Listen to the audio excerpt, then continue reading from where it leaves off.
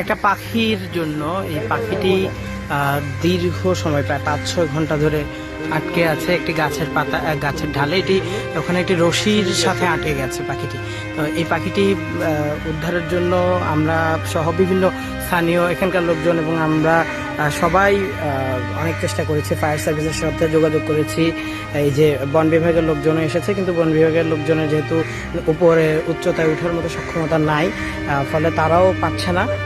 অসংখ্য মানুষ কিন্তু একটি পাখিকে বাঁচানোর জন্য চেষ্টা করছে, কিন্তু দুঃখজনক বিষয় হলো যে যারা রয়েছেন এখানে গাছে ওঠার সক্ষমতা বা গাছে উঠতে যেই ইকুইপমেন্ট দরকার বৃষ্টিতে সেটি নেই। কিন্তু ফায়ার সার্ভিসের এটি থাকলেও ফায়ার সার্ভিসকে অসংখ্যবার ফোন করা হলেও ফায়ার সার্ভিস এটি উদ্ধারে কোনো ধরনের তৎপরতা দেখায়নি এবং তারা এই ব্যাপারে কোনো রেসপন্স করতেও রাজি হচ্ছে না। পাখি উদ্ধারে এটা আপনি ইয়ে করেন, সিটি কর্পোরেশন আছে না, অথবা ওদেরকে জানান? না, ফায়ার সার্ভিস পাখি উদ্ধারে যায় না, করে না। ফায়ার সার্ভিসকে যখন আমরা ফোন দিলাম ওনাদের মিডিয়া সেলে, এবং মিডিয়া সেলের সাথে সাধারণ ভাই ওনার সাথে অনেকক্ষণ কথা হলো। উনি অনেক কোঅপারেটিভ দেন।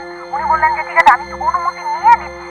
তারপরে সে অনুমতি নিতে গেলেন, কিন্তু আর ফিডব্যাকটা আসলে আমরা পেলাম না। কারণ হচ্ছে প্রায় সময় সে বলছেন যে আসলে এই গাড়িগুলো অনেক এক্সপেন্সিভ, এই গাড়িগুলো রাস্তায় যাবে না, বা এটা যদি ক্ষতি হয়, মানে মানুষের জন্য এটা ব্যবহার করা যাবে কিন্তু অন্য প্রাণীর জন্য না। খবর পেয়ে প্রায় 3 ঘন্টা পর কোনো ঢাল তলোয়ার ছাড়া পায়ে হেঁটে এসেছেন 2 বনকর্মী।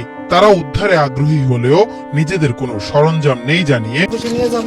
তারপরে দেখবো কি সমস্যা আছে। আমাদের ভেটেরিনারি ডাক্তার আছে, ডাক্তারের সাথে যোগাযোগ করে ছবি পাঠাতে, ডাক্তারের সাথে যোগাযোগ করে এটাকে ট্রিটমেন্ট দেওয়ার চেষ্টা করবো এখন।